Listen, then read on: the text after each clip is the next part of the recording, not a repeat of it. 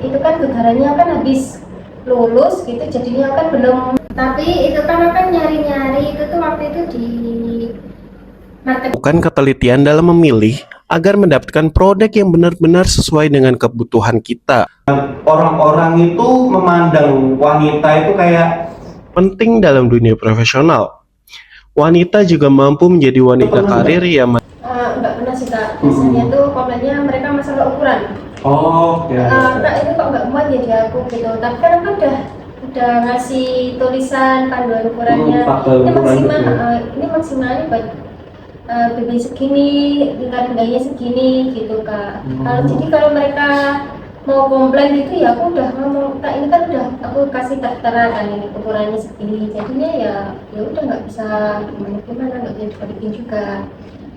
Terus kalau misalnya nih ada komplain masalah kayak ini kok ada bagian ini yang robek ya, tapi aku nggak info atau kelupaan waktu checking gitu, kemungkinan aku bakalan kasih komplain kayak mungkin diskon atau potongan harga di saat itu juga, atau di pembelian selanjutnya. Berarti kan asmamane kayak itu mungkin menjadi salah satu trik yang mungkin dari kakak sendiri itu secara nggak sengaja itu kan memberikan diskon lanjutan ataupun ibaratnya memberikan sebuah diskon voucher di setelah pembelian yang lanjutnya. Itu kan secara nggak langsung kayak wah ini asmamane apa sebenarnya barangnya bagus, cuman kan memang ada keluputan dan segalanya, itu kan kayak wah aku untuk diskon iki besok tuh kuneh lah. Itu kan berarti salah satu trik marketing dari yang ya. Cuman nggak secara langsung gitu ya, walaupun sebenarnya memang secara langsung sih. Nah, Salah satu strategi marketing yang sederhana namun sangat efektif adalah memberikan apresiasi kepada pelanggan setelah mereka melakukan pembelian. Bentuknya bisa berupa diskon khusus, voucher belanja, ataupun penawaran menarik untuk transaksi berikutnya. Selain itu, membuat pelanggan merasa dihargai. Cara ini juga menciptakan alasan bagi mereka untuk kembali berbelanja. Ketika pelanggan mendapatkan keuntungan lebih setelah membeli barang Anda, mereka akan lebih mudah mengingat brand Anda dibandingkan dengan kompetitor-kompetitor lainnya. Karena dalam bisnis, mendapatkan pelanggan baru memang penting, namun membuat pelanggan lama kembali membeli adalah kunci untuk menciptakan penjualan yang berkelanjutan. Jadi, jangan anggap diskon hanya sebagai potongan harga. Jika digunakan dengan tepat, diskon bisa menjadi investasi untuk membangun loyalitas pelanggan dan meningkatkan omset bisnis Anda. tapi kadang pernah nggak kak kayak semuanya ada pembelian yang kamu random kasih gift gitu? Ada banyak, rezekinya di Shopee banyak banget. Oke. Kadang mereka beli satu tapi aku gratisin satu juga, kadang beli dua gratisin satu. Nah mungkin ini yang sih jadinya kan untuk kakak kan bisnis owner, salah satu bisnis owner juga sama kakaknya yang satunya juga, dan mahasiswa juga. Dari situ itu kakak bagi waktunya itu gimana tuh untuk hariannya gitu, atau ada jadwalnya atau hariannya itu ibaratnya harus dipakai untuk Senin harus ini, Selasa ini dan ini, bahkan juga pasti untuk pacaran juga kan kak? Kalau waktu itu aku udah putus kak. Oke. Nah terus aku ngebagi waktunya tuh kan apa itu namanya, kan kerja itu kan Senin sampai Jumat. Ada waktu kan Sabtu Minggu, nanti foto sih. Oke. Fotonya juga di rumah. Jadi aku jualan tuh cuma seminggu sekali, tapi bisa beli gitu. Tapi juga walaupun Sabtu Minggu cuman di Senin sampai Jumatnya juga pasti memungkinkan untuk ada yang beli juga kan? Ada kalau barangnya itu masih ready. Oke. Tapi memang untuk jadwal itu memang susah sih. Iya, apalagi kalau kerjanya di tempat lain, apalagi yang udah terpaut waktunya kan kak, kayak ini udah kerjanya kayak udah dipakemin beliin sampai segini. Tapi kalau aku sendiri itu pasti tak jamin kayak ibaratnya ada jam pasti dan jam fleksibel juga. Jadinya kan untuk jam pasti itu pasti kan kita jam 6 sampai jam 8 itu prepare untuk berangkat kerja. Nah, jam 8 sampai jam 12 itu biasanya tak pakai jam pasti, yang dimana sebagai jam pasti pekerjaan utama saya lakukan. Nah, kalau jam 12 sampai jam 13 itu kan biasanya istirahat tuh.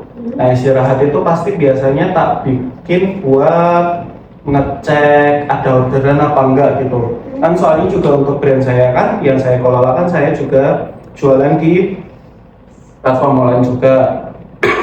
Nah, kalau jam 1 sampai jam 4 itu biasanya salah satu jam fleksibel, dimana bisa tak pakai buat kontrol stok ataupun ada yang beli apa enggak. Kan itu biasanya untuk yang kemarin ataupun pembelian hari ini kan masih bisa dikontrol tuh. Nah, biasanya jam 1 sampai jam 4 itu tak gunain jam fleksibel, yang dimana kalau memang kerjaan utama saya nggak ada, itu biasanya tak pakai yang pertama mungkin untuk pembuatan konten di brand saya yang saya kelola. Kalau enggak, biasanya tak pakai untuk cari-cari ide konten. Nah, kalau enggak mungkin biasanya tak pakai buat ngerjain tugas juga. Jadinya memang jam 1 sampai jam 4 itu kalau memang nggak ada kerjaan utama kan itu fleksibel banget, kita bisa ngapain aja, dan tadinya itu untuk jadwal itu nggak bakalan acak gitu. Nah, untuk jam 4 sampai jam 6 biasanya tak buat untuk apa namanya, kayak Review? enggak, repack barang. Untuk pengiriman yang apa? Packing ya? Packing barang untuk sekalian untuk dikirim ke ekspedisi juga. Dan untuk jam 6 sampai jam 7 biasanya tak pakai untuk prepare kuliah. Jam 7 sampai jam 9 itu biasanya untuk kuliah juga. Nah, jam 9 sampai malam itu biasanya saya gunakan untuk ya mungkin untuk ngerjain tugas, ngedit video, ataupun evaluasi hari ini dan besok tak bakalan buat apa gitu. Nah, jadinya itu pasti paten tak lakuin Kak. Jadinya kalau memang kalau kita nggak bisa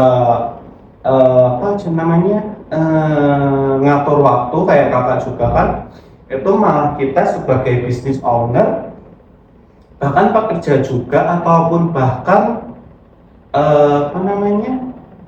mahasiswa juga, itu kalau kita nggak bisa ngatur waktu juga kita juga bakalan kesusahan.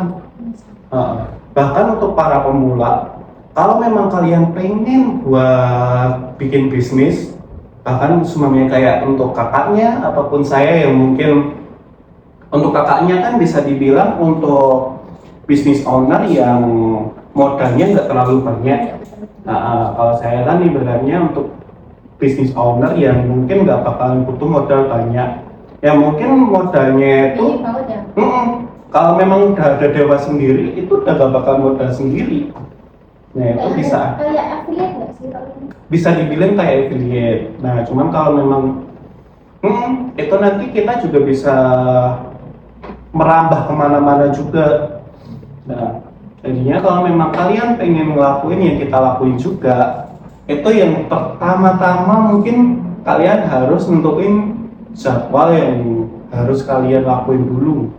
Kalau memang kalian nggak bisa ngelakuin jadwal yang bakalan kamu breakdown, itu nanti kalian bakalan kesusahan untuk menjalankan bisnis yang pengen kalian bikin. Karena jika Anda ingin membangun bisnis yang bertumbuh dan bertahan dalam jangka panjang, maka mulailah dari hal yang paling mendasar, yaitu mengatur jadwal harian dengan baik. Banyak orang yang fokus mencari strategi, modal ataupun peluang baru, tetapi lupa bahwa kesuksesan bisnis dibangun dari aktivitas yang dilakukan setiap hari. Tanpa manajemen waktu yang baik, pekerjaan penting sering tertunda, target tidak tercapai, dan perkembangan bisnis menjadi lebih lambat. Dengan jadwal yang teratur, Anda bisa lebih fokus pada prioritas, lebih produktif dalam bekerja, dan lebih konsisten dalam menjalankan bisnis. Karena pada akhirnya, bisnis yang besar bukan dibangun dalam satu hari, melainkan dari kebiasaan-kebiasaan kecil yang dilakukan secara disiplin di setiap harinya. Ingat, sebelum mengatur bisnis, mulailah dengan mengatur waktu Anda terlebih dahulu, karena waktu yang terkelola dengan baik adalah aset paling berharga bagi seorang pengusaha. Nah, kalau dari kakaknya nih, kurang lebih ada masukan nggak nih kalau semuanya apa? Yang pertama mungkin saran buat pemula kalau pengen ngadain berjalan bisnis ke bidang thrift juga deh. Untuk kalian para pemula yang pengen bisnis gitu tuh, pertama kalian harus konsisten entah konten tuh nggak hanya foto-foto aja, tapi mungkin video seadanya juga nggak apa-apa sih.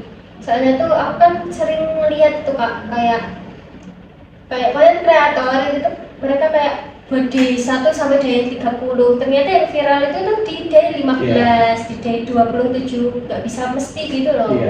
Dan siapa tahu kayak konten kalian nanti tuh melambungkan gitu ya?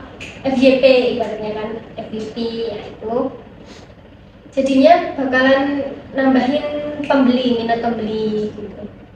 Terus untuk modalnya kalian sesuai budget kalian aja. Misalnya nih, kalian pengen buat bisnis tapi nggak punya budget gitu, bisa kayak kakaknya, kayak seolah jadi affiliate aja, itu kan di Shopee, di TikTok itu kan udah bisa ya Kak, Bisa. dengan apa itu namanya, Peralatan seadanya juga bisa. nah, komisi kan lumayan tuh, misalnya kayak 5 atau 20%, 5 sampai 20% biasanya itu untuk affiliate. Itu sih. Berarti untuk saran dari kakak, itu yang pertama itu harus nentuin kategori yang mungkin kalian suka. Yang mungkin ibaratnya kalian sebagai gamers, itu bisa banget kalian bisa jadi kayak reseller dan segalanya, ataupun konten kreator game juga bisa. Kalau yang selanjutnya itu juga harus siapin modal. Ibaratnya kalau memang kalian ada modal sedikit mungkin bisa aja, cuman menyesuaikan dengan produk yang kalian jual. Mau nggak ada modal, itu kalian juga harus riset ya guys. Jadinya riset yang mungkin modalnya dikit ataupun nggak ada modal itu yang apa? Itu yang tapi yang bervalue ya, nggak harus asal-asalan aja. Nah itu aja mungkin untuk episode hari ini. Terima kasih Kak Vida atas semua ilmu yang kita mungkin di-share ke video kali ini. Jika kita ada salah kata mungkin kita mohon maaf. Kita dari Sisi Kurasi mohon pamit. Wassalamualaikum warahmatullahi wabarakatuh. Waalaikumsalam.